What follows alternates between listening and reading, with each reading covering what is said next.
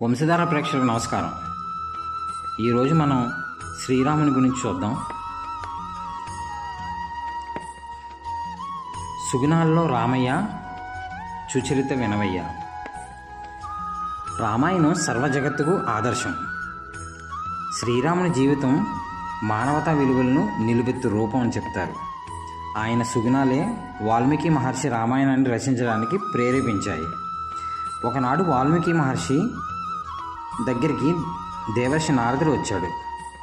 ఆయన్ని చూసిన వాల్మీకి, ఓ దేవర్షి, ఈ లోకంలో ధర్మాత్ముడు గుణవంతుడు ఎవరైనా ఉన్నారా అని అడిగితే, నారదుడు లోకానికి ఆదర్శంగా ఉండదగిన సర్వగుణ సంపన్నుడు శ్రీరాముడు అని సెలవిచ్చాడు.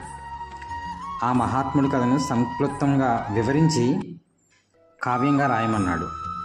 ఆ రచనలో వాల్మీకి శ్రీరాముని 64 గుణాలని దర్శించి ఇతిహాసాన్ని పూర్తి చేశాడు. అలా రామాయణం సర్వ జగత్తుకు ఆదర్శమైంది. మనం దేన్ని వదులుకోవాలి? చూడండి, తమో గుణాన్ని వదులుకోవాలని రామాయణ గాథ చెప్తుంది. తమో గుణం అంటే అజ్ఞానం, సోమరితనం, క్రూరత్వం, విధ్వంసక ధోరణి. ఈ గుణం మనల్ని చీకట్లోకి నెట్టేస్తుంది. తాటకి ఒక రాక్షసి. ఆమె క్రూరత్వానికి, విధ్వంసానికి ప్రతీక. ఆమె యాగాలను చేసేవారిని, మునుల్ని హింసిస్తూ ఉండేది. ప్రజలందరినీ భయభ్రాంతులను గురి చేసింది. ధర్మాన్ని రక్షించడానికి, ప్రజలను కాపాడడానికి శ్రీరాముడు తాటకిని సంహరించాడు. ఇక్కడ శ్రీరాముడు ఎటువంటి ఆలోచన లేకుండా ధర్మాన్ని రక్షించడానికి తమో గుణాన్ని నాశనం చేశాడు. మన జీవితంలో కూడా తమో గుణం లాంటి చెడు లక్షణాలు ఉంటే వాటిని నిర్దాక్షిణ్యంగా వదులుకోవాలి. వాటిని పెంచుకుంటే మనకు, సమాజానికి హాని కలుగుతుంది ఎదుర. అలాంటి చెడు లక్షణాలు అధిగమించడం ద్వారా మనం సానుకూలమైన నిర్మాణాత్మకమైన జీవితాన్ని గడపవచ్చు అని మనం ఈ రామాయణం ద్వారా నేర్చుకోవచ్చు. మనం దేన్ని వదిలిపెట్టాలి? వదిలిపెట్టవలసిన రజోగుణం. చూడండి, రజోగుణం తమో గుణమంత ప్రమాదమైంది కాదు. కొంత ప్రయత్నంతో ఈ గుణాన్ని సంస్కరించవచ్చు. కోరికలు, ఆవేశం, అహంకారం ఇవన్నీ ఈ కోవలోకి వస్తాయి. ఇవి మనల్ని తాత్కాలికంగా సుఖం వైపు నడిపిస్తూ చెడు పనులు చేయడానికి ప్రేరేపిస్తాయి. అహల్య గౌతమ ముని భార్య. ఇంద్రుని మోసానికి గురై శాపగ్రస్తురాలయ్యింది. ఆమె రజోగుణం వల్లే ఈ పొరపాటు జరిగింది. అయితే శ్రీరాముడు తన పాదధూళితో అహల్యకు శాప విమోచన కలిగించాడు. ఆమెలోని రజోగుణాన్ని తొలగించాడు. రజోగుణం వల్ల మనం తప్పులు చేసినా వాటిని సరిదిద్దుకునే అవకాశం ఉంటుంది. అందుకే శ్రీరాముడు అహల్యకు అవకాశం ఇచ్చాడు.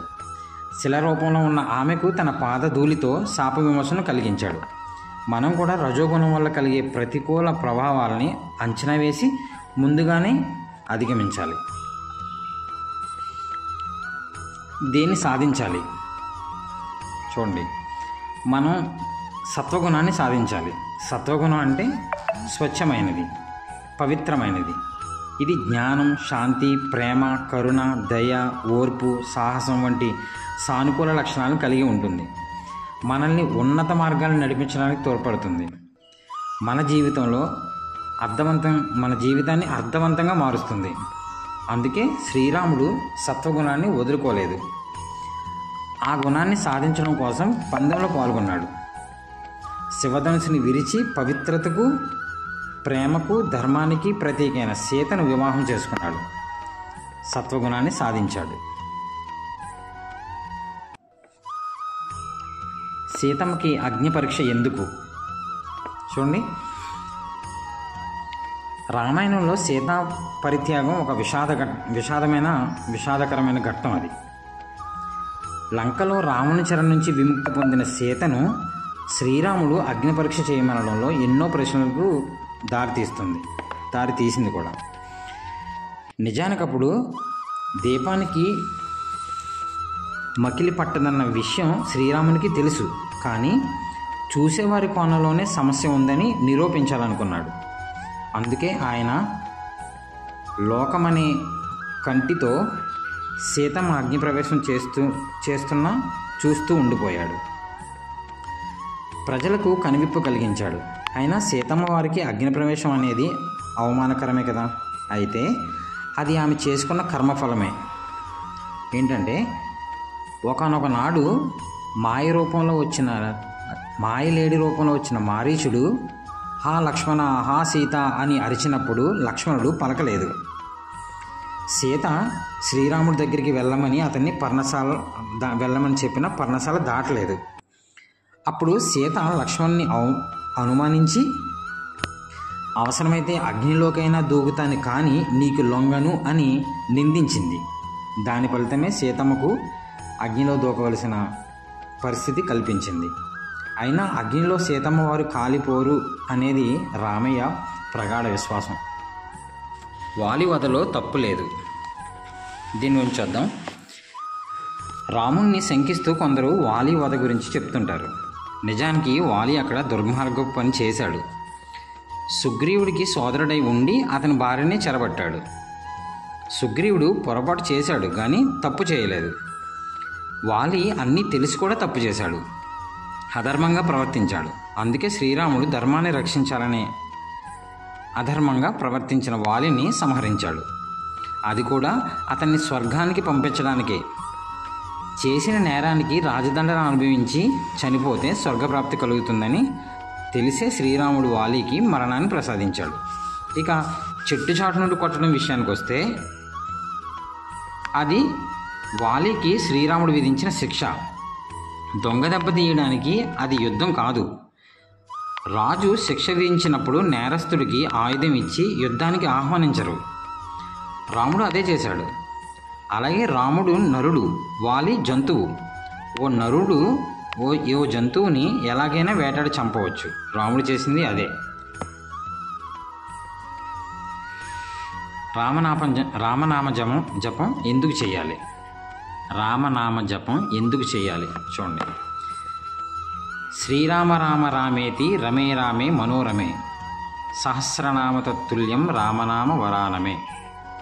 విష్ణు సహస్రనామాలు పారాయణ చేస్తే కోరికలు నెరవేరుతాయన్నది నమ్మకం. అయితే అన్ని నామాలు చదవలేని వారు పరిస్థితి ఏంటి అని పార్వతీదేవి శివుణ్ణి అడిగినప్పుడు శివుడు ఈ శ్లోకాన్ని చెప్తాడు. రామనామం ఎంత శక్తివంతమైనదో ఈ శ్లోకం వివరిస్తుంది. దీని అర్థం ఏంటంటే 1000 విష్ణునామాలను పఠించడం వల్ల కలిగే పుణ్యం రామ అనే ఒక శబ్దం స్మరించడం వల్ల కలుగుతుంది. రామనామ జపం విష్ణు సహస్రనామ పారాయణం ఫలితాన్ని ఇస్తుంది.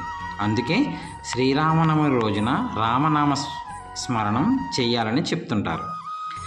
రామనామము తారక మంత్రమని అని కూడా అంటారు.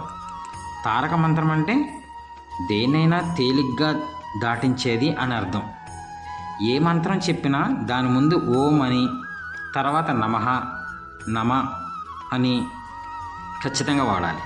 కానీ రామనామానికి అలాంటి నియమాలు ఏమీ లేవు. శ్రీరామ అంటే అదే పుణ్యమంత్రం. శ్రీరామనామ జపమే సకల వ్రతాలకు సరిసాటి.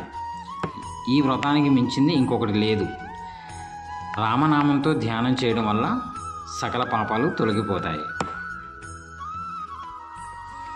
రామనామానికి అర్థం ఏమిటి? శ్రీరామచంద్రమూర్తికి ఆ పేరు వశిష్ఠ మహారాజు పెట్టారు. ఆ మహర్షి ప్రకారం రామ అంటే మహాశక్తి మంత్రం. ఆ నామానికి అనేక అర్థాలున్నాయి. ఓం నమో నారాయణలో రా అనే అక్షరము, ఓం నమ శివాయలో మహ అనే శబ్దం కలిపితే రామః అనే శబ్దం రూపొందించుకుంది. దీని ప్రకారం శివకేశవ తత్వాల కలయిక శ్రీరాముడు. ఈ శబ్దం ప్రామనాదంలో సమానం. రామ అంటే యోగేశ్వరుల సాధన చేసే భగవంతుని రూపం. రామ అంటే ఎవరైతే రాక్షసుల్ని సంహరిస్తారో వారని అర్థం. ప్రశాంతత, విశ్రాంతి, ఆనందం, సంతోషాలకు ప్రతిరూపం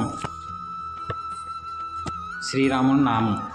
అందుకే చాలామంది తమకు పుట్టిన పిల్లలకు రామ్, శ్రీరామ్, జానకిరామ్, తారకరామ్ అంటూ రాముని పేరు పెడుతుంటారు. మంచి గుణవంతుడైన వారిని రాముడు మంచి బాలుడుగా అభివర్ణిస్తారు. ఓకే, ఇంకా మిగిలింది జన్మదినం, వివాహం ఒకే రోజు ఎందుకు చేస్తారు? ఓకే, శ్రీరామ జననం, సీతారాముల కళ్యాణం, శ్రీరామ పట్టాభిషేకం ఈ ప్రధాన ఘట్టాలన్నిటికీ ఒకే రోజు జరుపుకుంటామనడానికి వెనుక కొన్ని కారణాలు ఉన్నాయి. శ్రీరాముడు చైత్రశుద్ధ నవమి నాడు పునర్విక్షు నక్షత్రం కర్కటక లగ్నంలో అభిజిత్ ముహూర్తంలో జన్మించాడని పురాణాలు చెప్తున్నాయి. 14 ఏళ్ళు వనవాసం తర్వాత శ్రీరాముడు అయోధ్యకు చేరుకుని పట్టాభిషిక్తుడైనది కూడా ఈరోజే అని చెప్తున్నారు. సీతారాముల కళ్యాణం కూడా చైత్ర శుద్ధ నవమి నాడే జరిగిందని అంటారు. కానీ సీతారాముల కళ్యాణం ఉత్తర ఫాల్గుని నక్షత్రం యుక్త వైశాల్య సిద్ధ దశమి రోజున జరిగిందంట. అయితే ఆగమ శాస్త్రంలో మహతం జన్మ నక్షత్రే వివాహం అనే నియమం ఉంది. ఈ నియమం ప్రకారం మహాత్ములు, అవతారమూర్తులు జన్మించిన తిథి నాడే వారి వివాహం జరిపించాలని శాస్త్రాలు చెబుతున్నాయి. అందువల్ల శ్రీరాముడు జన్మించిన చైత్ర శుద్ధ నవమి నాడే శ్రీరాముల కళ్యాణం జరిపిస్తారు. ఇలాగే మహాశివరాత్రి సందర్భంగా కూడా పార్వతీ శివపార్వతులకు కళ్యాణోత్సవం నిర్వహిస్తుంటారు. భద్రాచలంలో రామమందిరం నిర్మించగా కంచర్ల గోపన్న సీతారాముల కళ్యాణం ఎప్పుడు జరిపించాలని పండితులను అడగగా వారు కూడా రాముడు అవతరించిన రోజే కళ్యాణం జరిపించాలని చెప్పారట. ఆ రోజు నుంచి అదే ఆచారం నేటికి కొనసాగుతుంది.